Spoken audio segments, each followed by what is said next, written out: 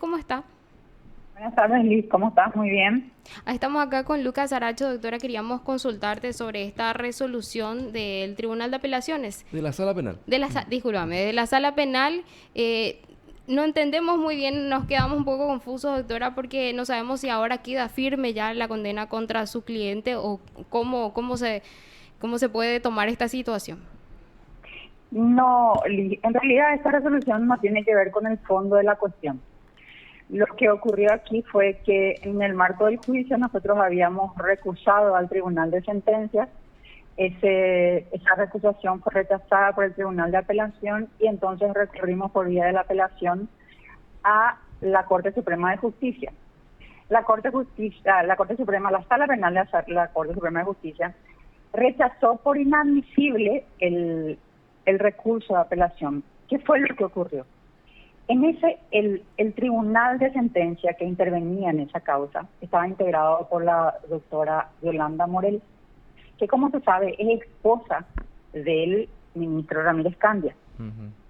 Entonces, lo que yo hice fue plantear un incidente de nulidad, dado que obviamente el ministro no podía intervenir en la tramitación de ese recurso, tenía una causal de excusación y pese a ello no se apartó del entender en la causa y se pronunció sobre esa causa.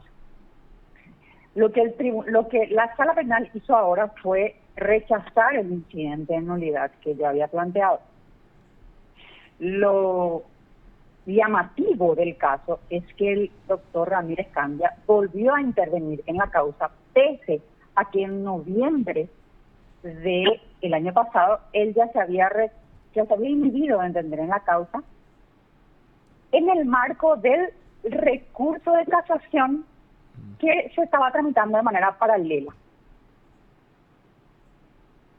Claro, y Ahora, eso es lo que cuestionaron incluso ustedes, doctora. Buenas tardes también, antes buenas que tardes, nada. Lucas, ¿cómo estás? Todo bien, doctora. Y eso es lo que cuestionaron ustedes, incluso llama un poco la atención, ¿verdad? Porque el propio Código de Organización Judicial habla de que un magistrado no puede intervenir en una causa en la que su cónyuge o su familiar, incluso tengo entendido hasta el cuarto grado de consanguinidad, haya intervenido previamente, ¿verdad? Y es lo que ocurrió entonces en este caso, doctora. Es exactamente lo que ocurrió. El ministro esboza una teoría sumamente extraña que dice que alega que supuestamente como él no se pronunció sobre el fondo, Ujú. entonces él podía intervenir en la causa. Pero el proceso es una cuestión única, es una concatenación de actos. No se puede hablar de fondo y forma, dice yo voy a intervenir en el fondo o voy a intervenir en la forma nomás. El Código Procesal dice que cuando uno se inhibe de entender una causa, se inhibe del conocimiento de esa causa. Tanto es así que él mismo se contradice. ¿Por qué? Porque en noviembre del año pasado, el ministro Candia se inhibió de entender en esta causa porque su esposa es la que interviene, forma parte del Tribunal de Sentencia. Y se inhibió antes de hacer un análisis de admisibilidad. No sé si me voy a entender. Sí, Sí, sí, claro, sí. eso en lo que respecta a la casación, ¿verdad, doctora? Sí, a lo que voy nomás es que la situación es exactamente la misma. Claro, claro. Pero ahora Él no lo se que dice es, aparta, ¿verdad? Mm. no, de hecho, él en su resolución, él dice que supuestamente él podía entender porque él no se iba a pronunciar sobre el fondo. Sí, claro. E invoca la inhibición ya en el marco del recurso de casación.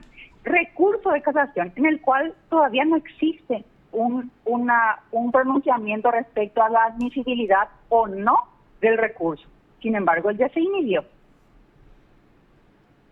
Claro, o sea Son que situaciones exactamente idénticas. es contradictorio que él ya se haya inhibido, pero que después intervenga en el caso, por más de que no se haya tocado la cuestión de fondo. O sea, tendría que ser ya otro ministro o camarista, no sé si es que hay algún motivo Obviamente, de excusación también para poder resolver esto, ¿verdad? es ilegal que él siga interviniendo en la causa, porque como te digo, la causa es un todo. Él no puede decir voy a intervenir en esta parte y no voy a intervenir en esta parte. Un proceso penal es un todo. No puedo yo dividir conforme a mí se me parezca. Claro.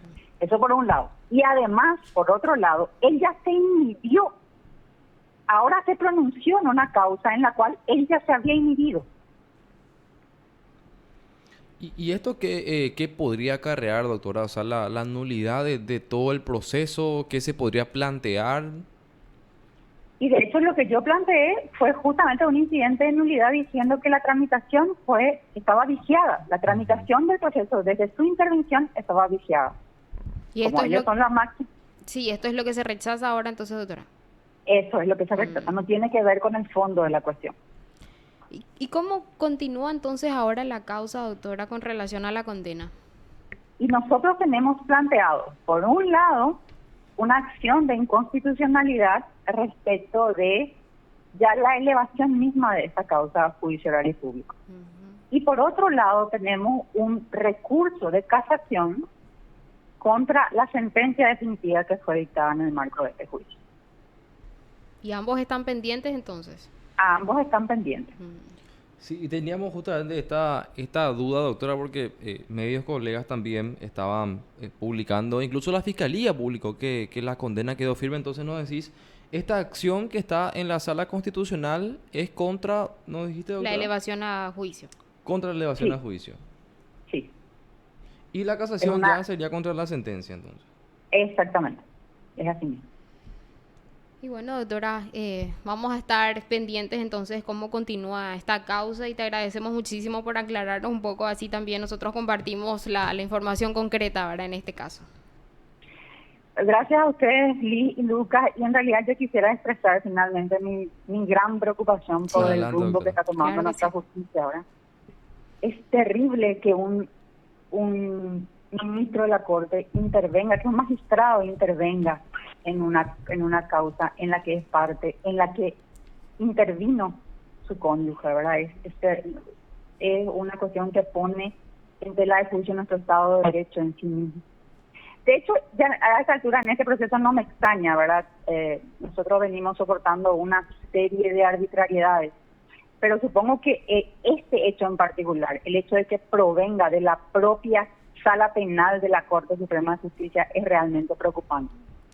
¿Decís que hay algún interés por parte del ministro, doctora? Y no sabría decirte si existe algún interés, pero si yo te relatara, me va a resultar corto el tiempo si yo te relatara todas las arbitrariedades en las cuales el tribunal de sentencia, integrado por la esposa de ese señor, cometió, me voy a quedar corta en el tiempo.